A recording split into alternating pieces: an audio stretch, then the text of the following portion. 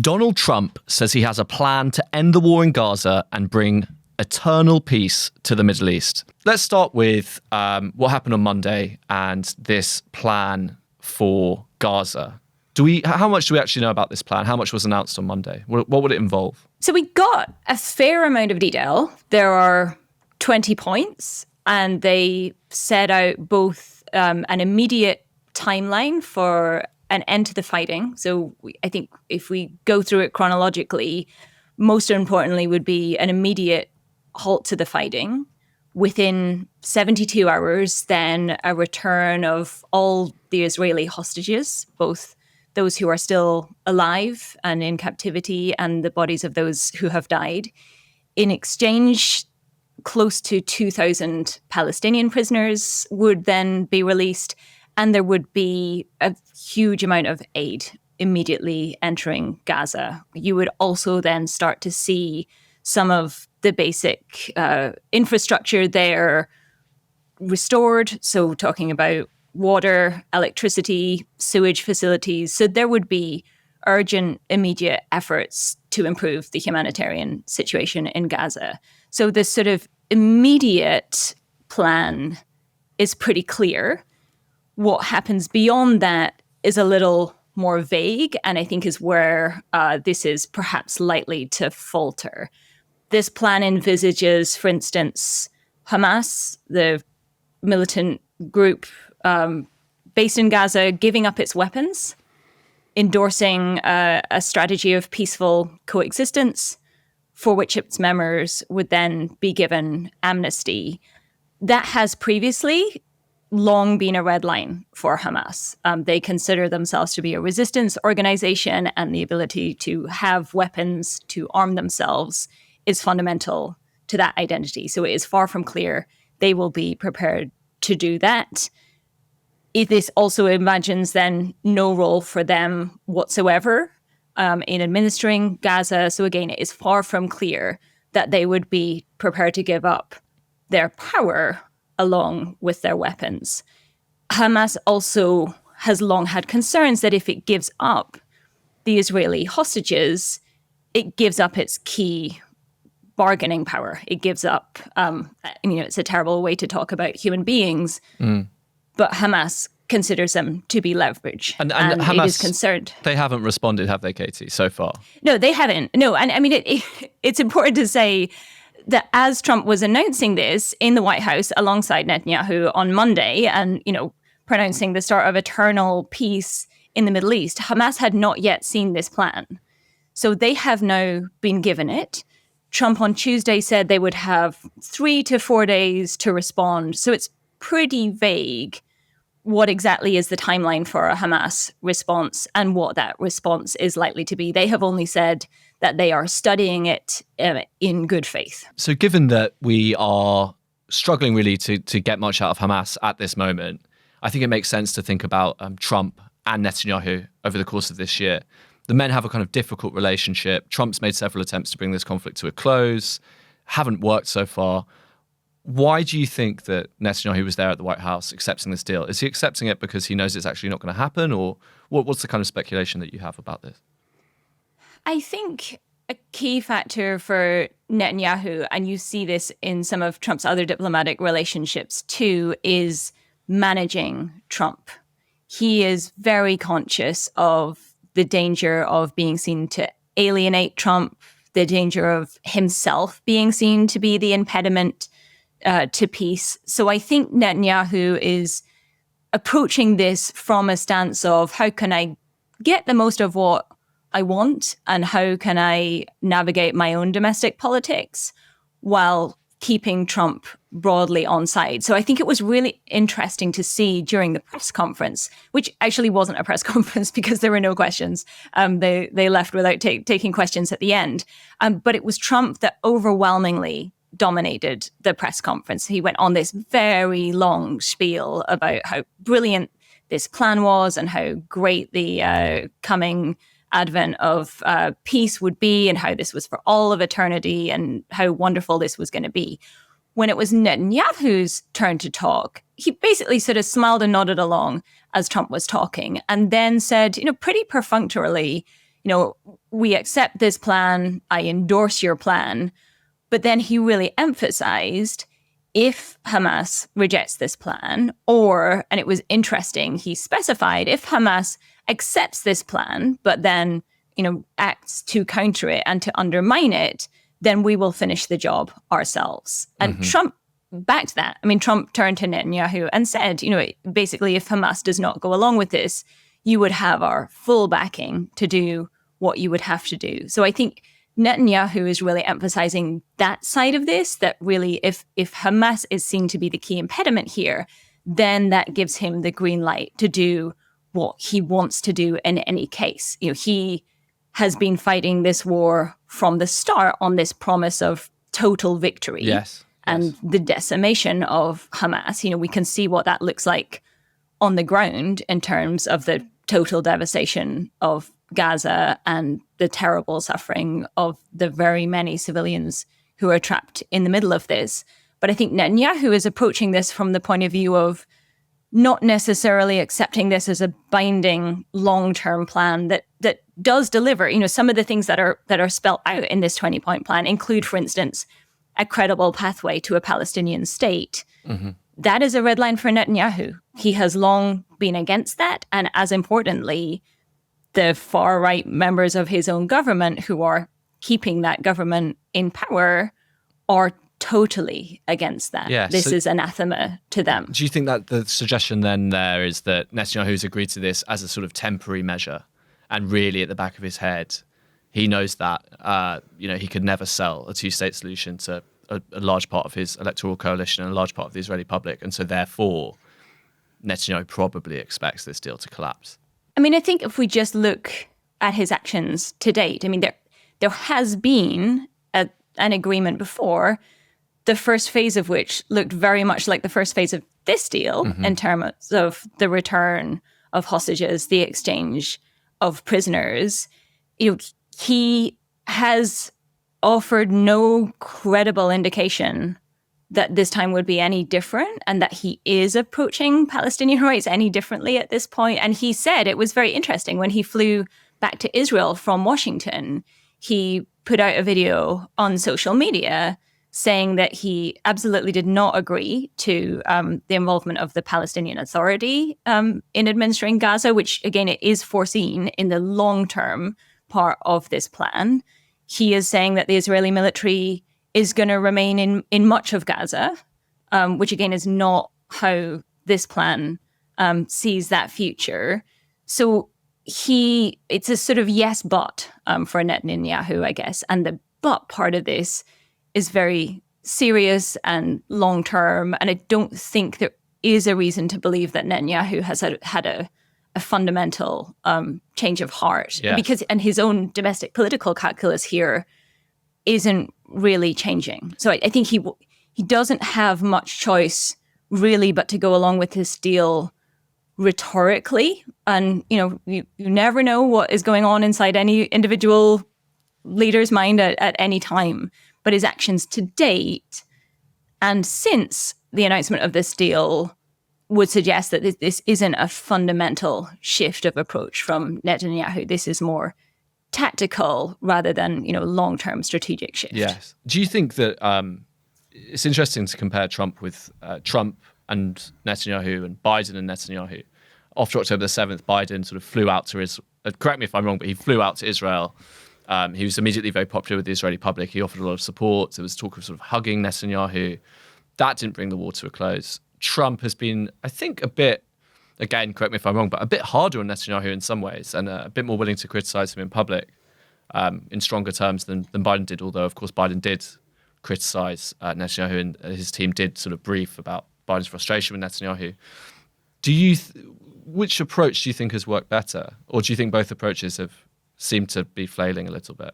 I think both approaches have overestimated the amount of influence America seems to have in this situation. I mean, the Biden strategy, it was talked as the hug that was seen around the world when he flew to Israel at the start of this war, hugged Netanyahu on the tarmac. And that was how his advisors talked about this strategy. It was the hug Bibi strategy. It was hug him in public, surround him in absolutely ironclad support, and that would supposedly then give them the ability to push harder behind the scenes and to shift his approach, which of course did not count for anything when it came down to it. I think Netanyahu made the calculation, as he still does now, that the US isn't serious about, cutting off shipments of weapons. The US isn't really on the verge of washing its hands of Israel. So he has calculated, I think correctly, that he does have backing from the United States, and he will have backing from the United States almost no matter what he does. I think, we can certainly talk about how the politics of that are changing, but I think that is the calculation he has made from Biden through Trump. With Trump, there is the unpredictability factor. There was a tiff between Netanyahu and Trump after he left office because Netanyahu recognized Biden's victory. Trump, who continues to insist with no evidence that that election was not valid, was personally very offended by that and sort of sulked about Netanyahu for a long time. So I think Netanyahu has worked quite hard at trying to rebuild that relationship and get Trump back on side. But I think, he sees, or he is likely to see in Trump, with reason, a leader who talks a very good game and loves to do these extremely long-winded press conference, but really has shown very little follow-through in any of these major issues. So right now, Israel, the Middle East, is in the spotlight. He's at the White House. You have to go along with that. You have to charm him. You have to talk about what a great leader he is. But I think it wouldn't be illogical for Netanyahu to be calculating that, you just ride this out and you can likely get back to somewhere close to where you were before. I think there's no evidence so far, and maybe that will change, but there's no evidence so far that Trump is really following through on any of the details of these grand plans that he's so fond of announcing. Yes, and we'll get back to that in the context of Ukraine, but I think it's worth mentioning, you've talked there a bit about obviously, Israel and the United States have very strong military ties. They've got strong intelligence ties, they've got strong diplomatic ties, and maybe the change of president isn't as dramatic in the context of those very, very strong bonds, a real special relationship. But it's fair to say, at some level, that American attitudes towards this war, towards Netanyahu, towards Israel, have actually shifted recently. Yeah, it's been really interesting to look at opinion polling recently. So this is in recent weeks, several opinion polls have shown this real shift in American attitudes towards Israel and Palestinian rights. And whereas previously there has long been majority support towards Israel and majority sympathy for the plight of Israelis, recently that has now changed. And there is a marginally more support for the plight of Palestinians in these latest polls than there is for Israelis.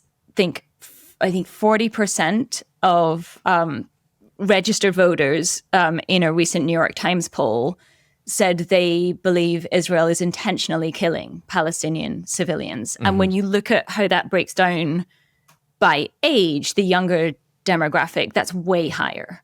So the trajectory of change here would seem to be concertedly away from Israel and towards Palestinian rights, as is the case there, right? I mean, you've seen the UK, France, Canada, Australia now recognizing a state of Palestine is in part, yes, because of frustration with Netanyahu and his intransigence, but it's also because the domestic politics of this issue is changing. The type of tactics that we're seeing in Gaza, this, entirely man-made famine and this devastating suffering that we're seeing among Palestinians, that is changing minds and that is shifting the politics of this issue. And we saw during the last presidential election here how much that seemed to hurt Kamala Harris, Yes. we will see this issue again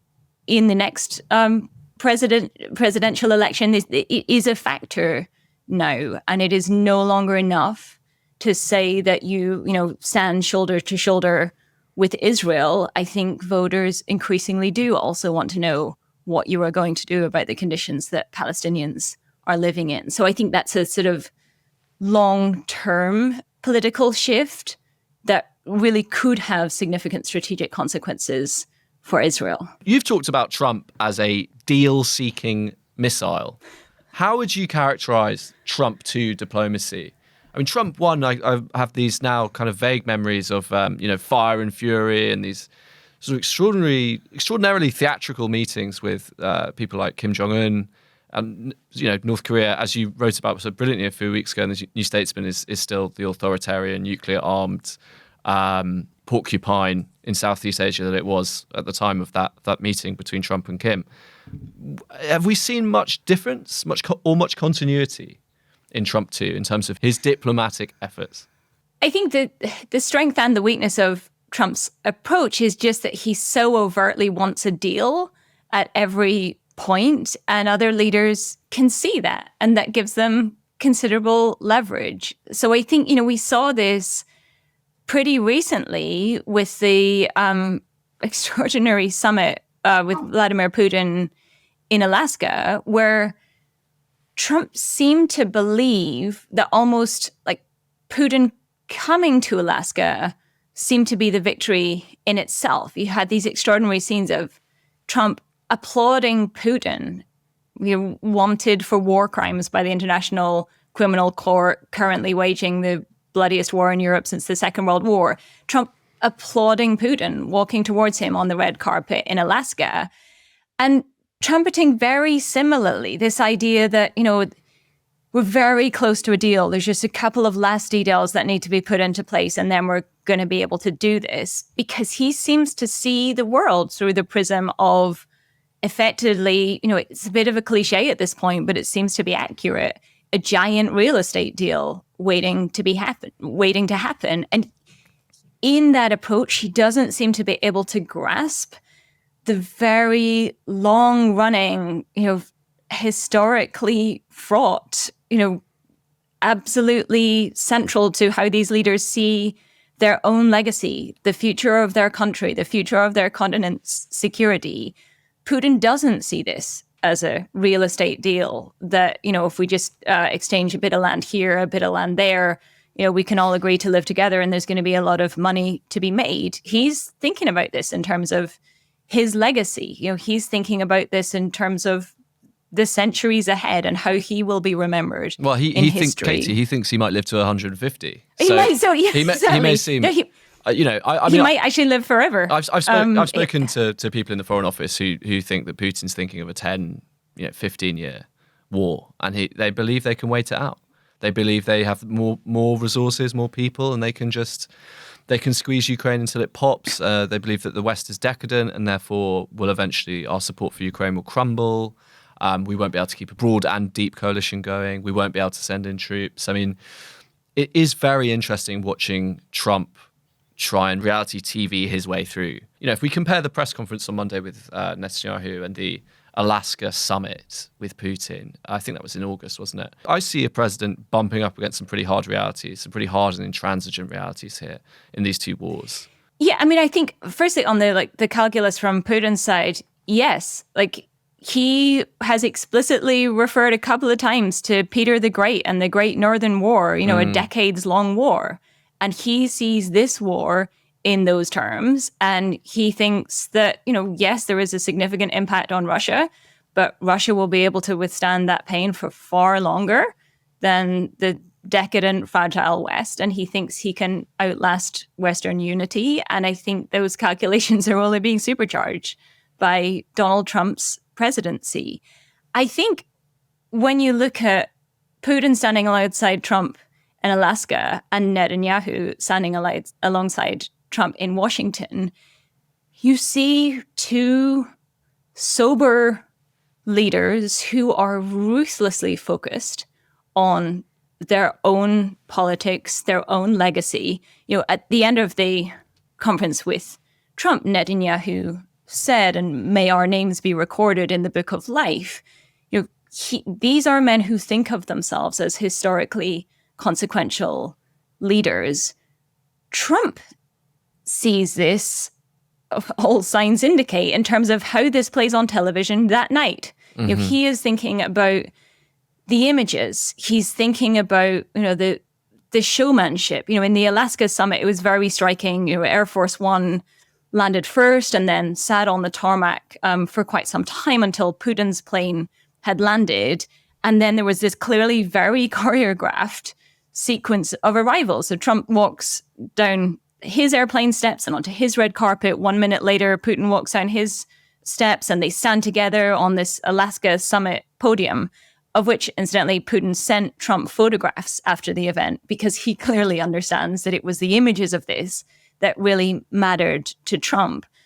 Trump thinks that's where these deals happen and that it's a matter of getting these guys in a room and he's going to be able to knock heads and get something out of it. He thinks in terms of like the theatrics, the choreography, the big announcements first, rather than doing the really hard, long-term diplomatic work of bridging very real divides, negotiating compromises. It's not glamorous. As you know, the behind-the-scenes work of diplomacy, is pushing a boulder up a hill for a very long time over many, many years and repeatedly starting from the bottom and going back up the hill again. It's not as sort of instant gratification, something that you can just get people together. Online. You just post it on Truth Social. Yeah, you put it in Truth Social. If you announce it, the deals will come. There's a definite limit here to charisma, I think. We should say that since Alaska, Trump then went on Truth Social. He said Ukraine. This is something. We've both reported from Ukraine, Katie. We both spent a decent amount of time there. I don't even think Ukrainians. Do they really believe they can take back all of the territory at this point of the war? I was last there in March. I didn't meet many people who thought they would take back Crimea. I think a lot of people thought that unfortunately is over for them. I don't actually know if they've got the munitions and the men and the money and the will there to take back. It would take an extraordinary effort on multiple different fronts to do what Trump is now telling Ukraine to do. What strikes me about it is, while these sort of flip-flopping moves and these dramatic gestures are made, do you think that Ukrainians and Russians are taking this seriously anymore? Really, these American efforts? I suppose they have to take it seriously at some level, but really, there's not much end result so far. But I think it is a relationship that has to be managed. I think you've seen the Ukrainians, after the blow up in February at the White House and the famous cards lecture, Ukraine has put massive amounts of effort into getting that relationship back on track. And with some effects, Trump is publicly now much more sympathetic towards the Ukrainian position. I think that diplomacy has been effective, but that is not enough. To change the Russian calculus, to change this sense and this, I think, very real confidence on Putin's part that he has the stronger hand here, that time is on his side. If you want to change that, it's not a matter of a few Truth Social posts and a couple of press conferences. It's a long-term, consistent backing for Ukraine. And it also needs to be backed by, at the same time as he's saying, well, maybe Ukraine can now take all its territory back and, good luck to all sides. He's also making very clear the US is not going to fund any more weapons for Ukraine, that basically NATO countries, Europeans are welcome to buy them, we'll sell them, but that's not coming from the US. So that is very far from, I think if he had held the line from the start of his presidency, as is the case in the Middle East now, if he had approached this consistently from the start, saying it is non-negotiable that we are heading towards Palestinian statehood, albeit in the distant future, if he had approached Ukraine by saying, Ukraine is morally right. This is very clear under international law. We take this issue very seriously, and we are going to back Ukraine for as long as it takes, and we are making long-term plans to support this conflict. Maybe that would cause Putin to think again, but instead just continually, shifting position depending on who he has spoken to last, and appearing extraordinarily credulous about Putin's motivations. It was really striking after the whole Alaska business when, a huge delegation of Europeans rushed here to come and talk to Trump and try to stop him from giving away the whole farm. There was that hot mic moment where he was saying to Emmanuel Macron, I really think Putin wants to do a deal for me. Unlikely, that just shows a level of delusion of a guy who, Putin is not in the business of handing out favors on the basis of his emotional bonds with people, particularly in matters of war and peace. So he just, in his public utterances, he just seems to underline how little he really understands about these issues and how short his attention span is. And that really matters, because then, I think other leaders approach him through the prism of they have to manage him, they have to keep him on side. I mean, look at the UK efforts to charm Trump and, bring out the whole royal family to serenade him. You want to keep him on side because he can do very real harm. It's still the biggest economy and the most powerful country in the world. And these are important trade and security relationships. So you have to manage him. You have to negotiate around him. But he has just approached foreign policy as just deeply unserious and with really no apparent long-term strategy. Well, look, at the end of the day, it would be nice for these wars to end, to put it very mildly. I feel we may be having the same conversation in about 4 weeks' time, Katie, but thank you so much for joining us.